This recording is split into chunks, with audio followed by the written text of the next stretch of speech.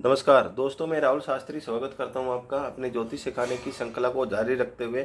चर्चा करेंगे आज तुला लगन के अंदर बुध ग्रह का प्रभाव, यानी तुला लगन के अंदर बुध ग्रह अपना किस तरह का परिणाम देते हैं। अगर लिब्रा एसेंडेंट है तो क्या इफेक्ट होंगे मरकरी के, इसी को ही हम सरल तरीके से कम शब्दों में जानेंगे। तो सबसे पहले लगन में अगर साथ है तो तुला लगन की कुंडली हुई, और बुध ग्रह तुला लगन में सर्वथा कारक माने जाते हैं, बहुत कारक माने जाते हैं, क्योंकि उनको भाग्य भाव के स्वामी मिले। हालांकि उनकी एक राशि होती है मिथुन, एक कन्या, 12वें भाव का भी उनको स्वामी बन रहे हैं वो, बट क्योंकि त्रिकोण के मालिक बने तो द्वादश भाव का उनको दोष नहीं लगेगा। तो कुंडली के अंदर शुभ ग्रह है, लग्नेश शुक्र के साथ पूर्ण रूप से अपनी मित्रता मानते हैं। तो निश्चित रूप से अगर प्लेसमेंट अच्छा है तो बुध का जो महादशा होगा वो राजयोग जैसा होगा जातक के लिए। तो चर्चा करते हैं। लग्नेश बुध भाग्येश हो गया, अगर लगन में बुध बैठे हैं तो त्रिक बुद्धि व्यक्ति की, बुद्धिमान, अच्छा व्यापारी, सुखी, धनवान, भाग्यशाली, मान सम्मान, पद प्रतिष्ठा, रोजगार के क्षेत्र में बहुत ऊंचा, विवाहिक क्षेत्र में भी, विवाहिक जीवन की भी बात करें तो उसमें भी अच्छा। दूसरे भाव में अगर बुध है तो यहाँ पे हालांकि वो मंगल की राशि में आ गए पर भाग्येश होकर धन स्थान में बैठ गए, यानी जातक अपनी मेहनत से भाग्य भी चमकाता है, उससे धन का भी फायदा मिलता है, सेविंग भी होती है, जातक की उच्च शिक्षा और निश्चित रूप से एकेडमिक क्षेत्र में भी बहुत अच्छा करता है, और सेविंग के क्षेत्र में भी सेविंग भी जातक अच्छी खासी करता है। तीसरे भाव में भाग्येश होकर अगर वो धनु राशि में बैठे हैं, बुध अपनी 7वीं दृष्टि से खुद अपने को देख रहे हैं, बृहस्पति की अगर बहुत अच्छी कंडीशन, तो निश्चित रूप से मानसिक संतुलन जातक का बहुत अच्छा रहता है, बुद्धिमान, ज्ञानवान, अच्छी शिक्षा और मानसिक संतुलन बहुत अच्छा, अपनी मेहनत से जिंदगी के अंदर भाग्य को उदय करता है।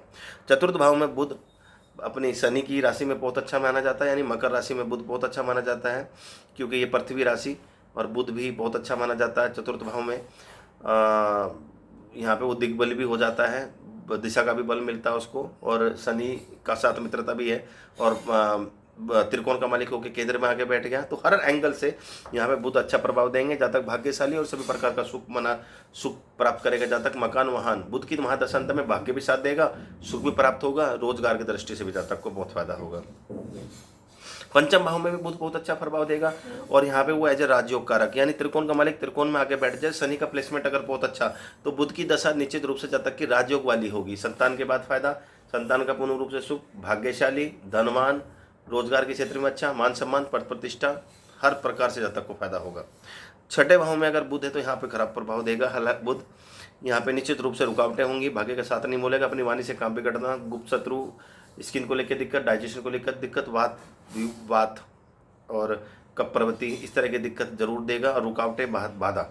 हालांकि लग्नेश अगर बहुत अच्छी स्थिति में है तो यहाँ पे बुध विपरीत राजयोग भी बना देंगे, थोड़े से परेशानी के बाद जिंदगी के अंदर भाग्योदय भी हो जाएगा जाति का, यानी अच्छे फायदा भी देंगे। पर यहाँ पे शुक्र का बलि होना बहुत जरूरी होगा, तभी विपरीत योग होगा, नहीं तो बुध अब खराब फल देंगे।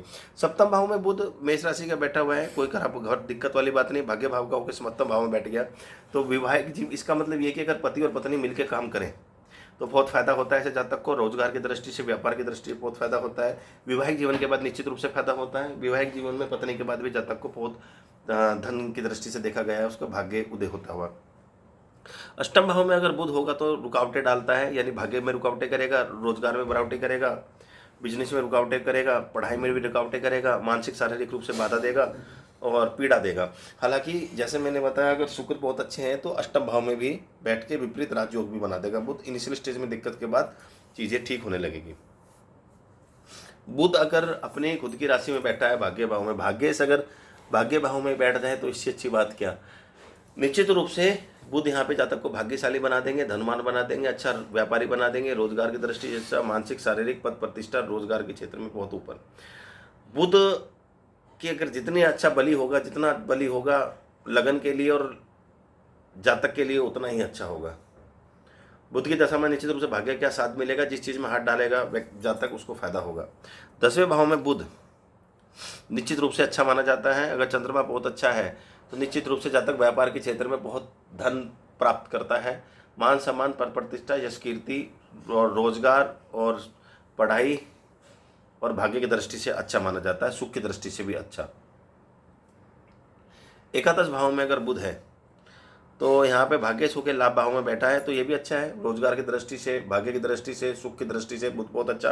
हालांकि सूर्य यहाँ पे अच्छी कंडीशन में जितना होगा उतना ज़्यादा फायदा होगा।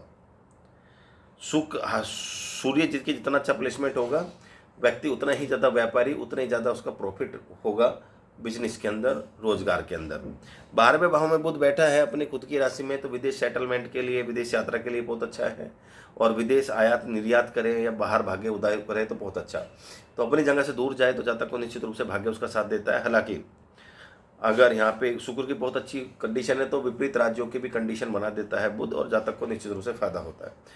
अगर 6, 8, 12 में बुध है और लग्नेश मजबूत नहीं है तो निश्चित रूप से मानसिक, शारीरिक, भाग्य और रोजगार, व्यय, गुप्त शत्रु का भय और लंबी बीमारी, परेशानी, कर्जा, इस तरह की चीज़ें जातक को देखने को मिल सकती है। हालांकि अगर शुक्र मजबूत है तो फिर विपरीत राजयोग बन जाएगा। अगर 6, 8, 12 में हो बुध तो बुध का बीज मंत्र करना चाहिए, ओम बूम बुधाय नमः।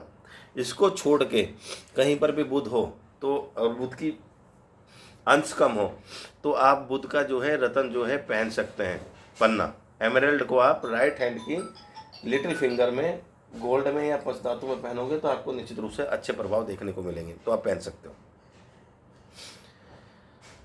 इसके साथ साथ जो है चलित कुंडली जरूर देख लेना। चलित कुंडली में अगर बुध का प्लेसमेंट इधर उधर हुआ तो फिर जो है रिजल्ट भी अलग आएंगे। सपोज करो बुध पंचम भाव में बैठा है, छठे भाव में आ गया तो छठे भाव के प्रभाव देगा। अगर छठे भाव में पंचम भाव में चला गया तो पंचम भाव के प्रभाव देगा। ये चीज़ देखनी है। कुंडली में निश्चित रूप से कारक होता है बुध देव, पर 6, 8, 12 में बैठ गया तो दिक्कत दे सकता है।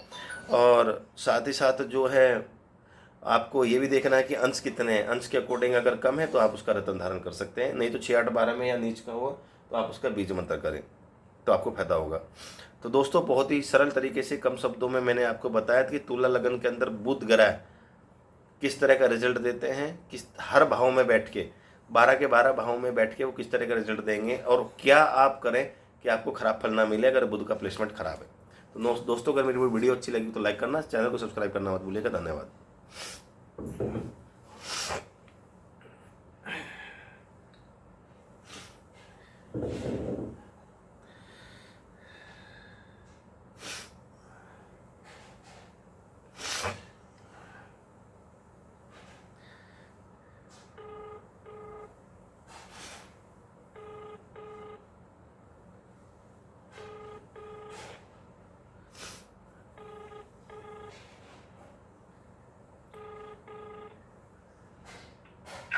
हाँ जी।